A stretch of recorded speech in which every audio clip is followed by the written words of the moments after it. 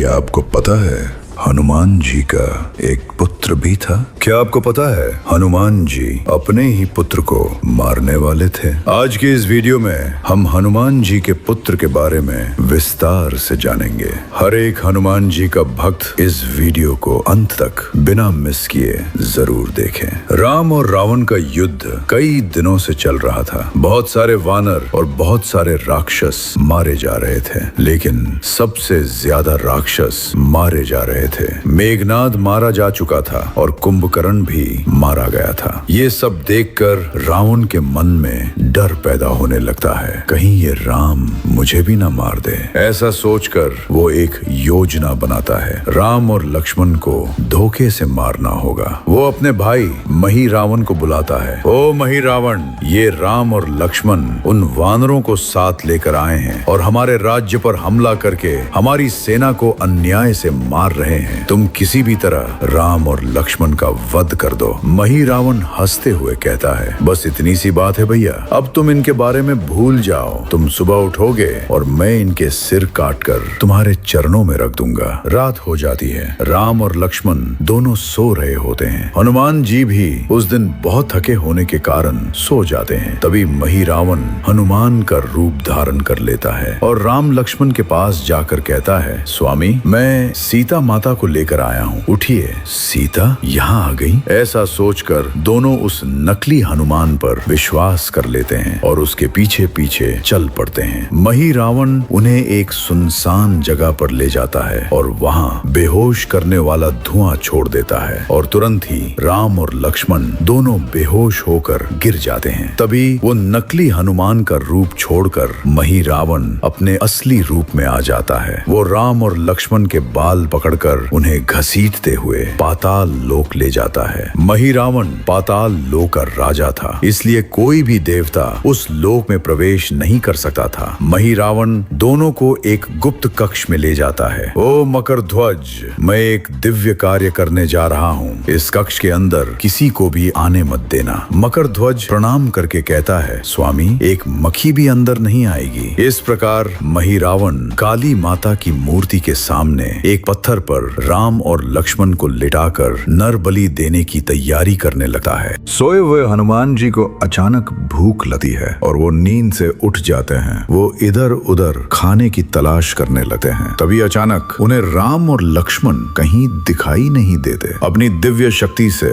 वो पूरी घटना जान लेते हैं और एक ही पल में उनका क्रोध भड़क उठता है। जहाँ से मही रावण पाताल लोक गया था, वहाँ एक छोटा सा छेद दिखाई देता है। हनुमान जी तुरंत एक चींटी जितने छोटे हो जाते हैं और उस छेद में कूदकर पाताल लोक की ओर निकल पड़ते हैं। कुछ समय बाद वो पाताल लोक पहुंच जाते हैं। उनके सामने एक विशाल भवन दिखाई देता है। उस भवन के चारों ओर एक शक्तिशाली सुरक्षा कवच होता है। यहीं मेरे राम लक्ष्मण होंगे, ऐसा सोचकर वो आगे बढ़ते हैं। तभी अचानक तेज गति से मकर ध्वज आकर हनुमान जी के सीने पर प्रहार करता है। उस जोरदार वार से हनुमान जी दूर जाकर गिर जाते हैं। हनुमान जी खून उगलते हुए जोर जोर से सांस लेते हुए उठते हैं और सामने देखते हैं तो मकर ध्वज उनके सामने खड़ा होता है। उसका शरीर बूढ़े की त्वचा जैसा दिखाई देता है और उसका पूरा रूप हनुमान जी जैसा वानर स्वरूप होता है। मकर ध्वज क्रोध में कहता है, ओ वानर,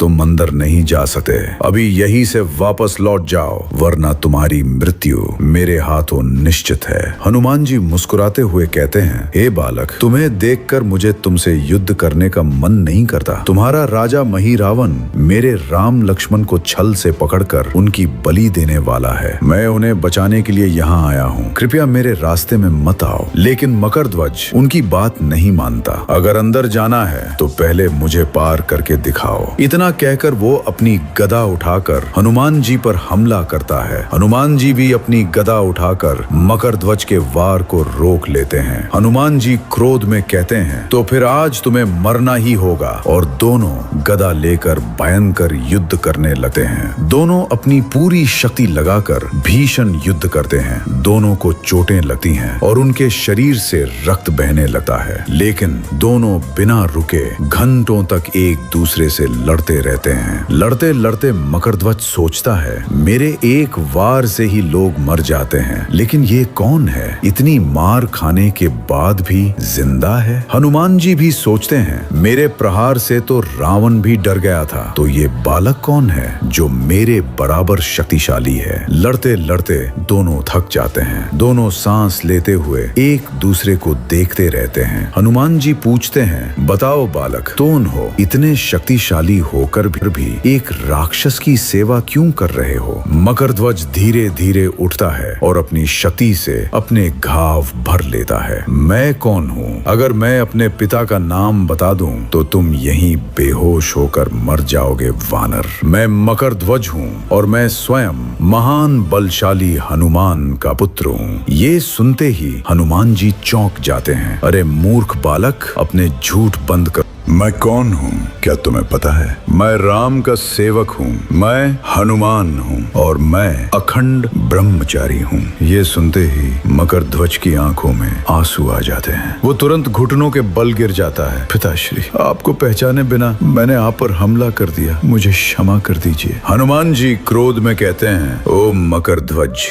बस करो ये झूठा नाटक। तुम क्यों झूठ बोल रहे हो कि तुम मेरे पुत्र हो? मैंने केवल सुअर चला से सूर्य देव की अनुमति से विवाह किया था, वो भी सिर्फ शिक्षा प्राप्त करने के लिए। मैंने किसी भी स्त्री के साथ कभी कोई संबंध नहीं बनाया। तो फिर तुम मेरे पुत्र कैसे हो सकते हो? क्या ये भी उस माही रावण की कोई माया है? ऐसा कहते हुए हनुमान जी क्रोध से कांपने लगते हैं। मकरध्वज रोते हुए कहता है, अगर मैं आपका पुत्र नहीं हूँ तो मेरे पास आपकी जैसी शक्ति कैसे है पिताश्री? आपसे युद्ध करके कोई जीवित रह सकता है क्या? मैं आपका ही पुत्र हूँ, मैं आपके ही अंश से जन्मा हूँ, कृपया पूरी बात सुनिए। मकर नाम की एक गंधर्व कन्या थी। उसे बहुत अधिक घमंड था। वो आने जाने वाले ऋषियों पर छोटी छोटी मछलियां फेंककर उनका मजाक उड़ाती थी। एक दिन भृगु महर्षि वहां आए और उसने उनके ऊपर भी मछलियां फेंक दी। पहले से ही भृगु महर्षि को बहुत क्रोध था। उन्होंने क्रोध में आकर कहा, तू अभी इसी क्षण मकर बनकर पृथ्वी पर जन्म लेगी। वो जोर जोर से रोते हुए उनसे क्षमा मांगने लगी। तब भृगु महर्षि ने कहा, जब तू शिव पुत्र को एक पुत्र देगी तभी तुझे इस श्राप से मुक्ति मिलेगी। इतना कहकर वो वहां से चले जाते हैं। मकरध्वज आगे कहता है, वो गंधर्व कन्या मकर बनकर लंका के पास समुद्र में रहने लगी। कुछ समय पहले आपने पूरी लंका जला दी थी। उस समय आपके शरीर में बहुत गर्मी हो गई थी। अपनी पूंछ की आग को शांत करने के लिए आप समुद्र में गए। तभी आपके शरीर से पसीने की एक बूंद गिरकर समुद्र में चली गई। आप स्वयं शिव के अंश हैं, इसलिए वो बूंद पानी में घुली नहीं। उसी समय वहाँ से गुजर रही मेरी माँ उस बूंद को भोजन समझकर निगल गई और तुरंत ही वो गर्भवती हो गई। कुछ समय बाद मछुआरों ने मेरी माँ को पकड़ लिया और उनके सामने ही मैं जन्म ले लिया। ये देखकर सभी मछुआरे डर गए और उन्होंने ये बात माहिरावण की सेना को बता दी। वे मुझे और मेरी माँ को पाताल लोक ले आए। तभी मेरी माँ मकर रूप से फिर से सुंदर गंधर्व कन्या बन गई, लेकिन गंधर्वों के राजा के बुलाने पर वो मुझे वहीं छोड़कर चली गई। कुछ ही दिनों में मैं बड़ा हो गया और माहिरावण ने मुझे प्यार से इस पाताल लोक का सेनापति बना दिया। फिर मैंने अपने पिता को जानने के लिए नारद मुनि की तपस्या की। तब नारद मुनि प्रकट होकर बोले, तुम्हारे पिता मारुति नंदन वायु पुत्र हनुमान हैं और वो स्वयं तुम्हें ढूंढते हुए तुम्हारे पास आएंगे। पिताश्री, कृपया मेरी बात पर विश्वास कीजिए। ऐसा कहकर मकरध्वज हनुमान जी के चरण पकड़ लेता है। उसी क्षण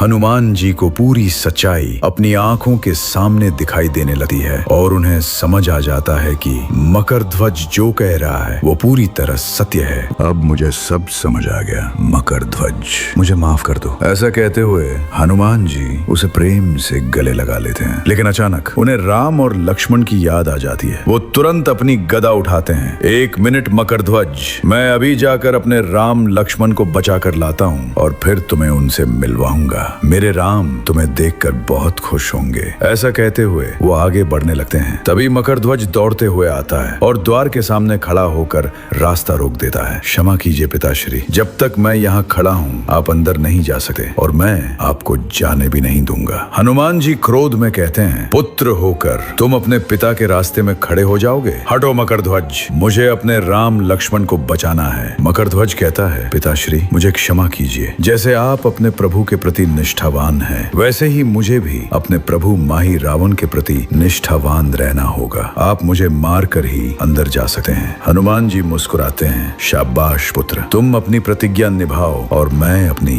आज हम दोनों में से केवल एक ही जीवित रहेगा। और दोनों फिर से युद्ध के लिए तैयार हो जाते हैं। दोनों बिना रुके गदाओं से एक दूसरे पर प्रहार करने लगते हैं। दोनों एक दूसरे के चेहरे पर लगातार वार करते रहते हैं। हनुमान जी जोर से मकरध्वज के सीने पर गदा से प्रहार करते हैं। उस वार से मकरध्वज दूर जाकर गिर पड़ता है। उसके मुंह से खून निकलने लगता है और वो घायल अवस्था में पड़ा रहता है। ये देखकर हनुमान जी दुखी हो जाते हैं, लेकिन पलक झपकते ही मकरध्वज फिर से उठकर दौड़ता हुआ आता है और हनुमान जी के जबड़े पर जोरदार मुक्का मारता है। उस प्रहार से हनुमान जी और भी दूर जाकर गिर जाते हैं। उनके चेहरे पर गहरी चोट लगती है और उनके मुंह से भी खून बहने लगता है। ये देखकर मकरध्वज खुद को रोक नहीं पाता और रोने लगता है, लेकिन फिर भी दोनों बिना रुके एक दूसरे पर लगातार प्रहार करते रहते हैं। दोनों अपनी अपनी शक्तियों से अपने घावों को तुरंत ठीक करते रहते हैं। हनुमान जी मन ही मन सोचते हैं, अगर ऐसे ही चलता रहा तो अंदर माही रावण राम लक्ष्मण को मार देगा। इसे शक्ति से नहीं युक्ति से हराना होगा। हनुमान जी मुस्कुराते हुए कहते हैं, शाबाश मकरध्वज, तुम्हारी शक्ति देखकर मैं बहुत प्रसन्न हुआ। तुम तो मुझसे भी अधिक शक्तिशाली लगते हो, लेकिन क्या तुम अपनी पूंछ को मेरी तरह लंबा कर सकते हो? मकरध्वज हंसते हुए कहता है, बस इतनी सी बात है पिताश्री, ये तो मैं बचपन से ही कर सकता हूँ। देखिए। अचानक मकरध्वज अपनी पूंछ को लंबा करके एक रस्सी की तरह बना लेता है। हनुमान जी भी अपनी पूंछ को लंबा कर लेते हैं। ओ पुत्र, मैं अपनी पूंछ से अपने चारों ओर रस्सी की तरह खुद को बांध सकता हूँ। ऐसा कहकर वो अपनी पूंछ से खुद को चारों ओर लपेट लेते हैं। क्या तुम ऐसा कर सकते हो? मकरध्वज हंसते हुए कहता है, मैं तो आपसे भी ज्यादा कसकर बांध सकता हूँ। और वो अपनी पूंछ से अपने पूरे शरीर को बांध लेता है। तभी हनुमान जी अपनी पूंछ को तुरंत खोल देते हैं और अचानक गायब होकर मकरध्वज के पीछे प्रकट हो जाते हैं और उसकी पूंछ में मजबूत गांठ बांध देते हैं। मकरध्वज पूरी ताकत लगाता है, लेकिन अपनी पूंछ खोल नहीं पाता। तब हनुमान जी जोर से हंसते हैं, क्या कहा था तुमने? जब तक तुम्हारे हाथ फैले हैं और तुम द्वार पर खड़े हो, तब तक मैं अंदर नहीं जा सकता। अब तुम्हारे हाथ भी फैले नहीं हैं और तुम अब द्वार के सामने भी नहीं खड़े हो। अब ना तुम हारे हो ना मैं। याद रखो मकरध्वज, कई बार शक्ति से ज्यादा युक्ति काम आती है। मकरध्वज मुस्कुराते हुए आंखों में आंसू लेकर कहता है, आखिर पिता तो पिता ही होते हैं और पुत्र पुत्र ही। आप अंदर जाइए पिताश्री, लेकिन अंदर बहुत सावधान रहिए। मही रावण उतना कमजोर नहीं है जितना आप समझ रहे हैं। उसे इस पाताल लोक में, खासकर इस भवन के अंदर कोई भी नहीं हरा सकता। इसीलिए मैंने आपको अंदर जाने से रोका था। हनुमान जी कहते हैं, धन्यवाद मकरध्वज, तुमने जो कहा मैं उसे याद रखूंगा। पहले मैं मही रावण को हराऊंगा, फिर तुम्हें मुक्त करूंगा। इतना कहकर हनुमान जी अपनी गदा से उस भवन के सुरक्षा कवच को तोड़ देते हैं और अंदर प्रवेश करते हैं। अंदर जाकर देखते हैं मही रावण एक विशाल तलवार से राम जी का सिर अलग कर देता है। ये देखकर हनुमान जी की आंखों में आंसू आ जाते हैं और वो वहीं घुटनों के बल गिर जाते हैं। इसके बाद क्या हुआ, क्या आपको पता है? हनुमान जी और मही रावण के बीच युद्ध कैसे हुआ? क्या आपको पता है हनुमान जी ने पंचमुखी अवतार क्यों लिया? क्या आपको पता है हनुमान जी ने राम लक्ष्मण की जान कैसे बचाई? अगर ये सब जानना है तो अगले हफ्ते हमारे चैनल पर आने वाली वीडियो को बिल्कुल मिस मत करना। इस वीडियो को देखने वाले हर व्यक्ति पर हनुमान जी की कृपा बनी रहे। अगर आपको हनुमान जी से प्रेम है, कमेंट में लिखिए, जय बजरंग बली।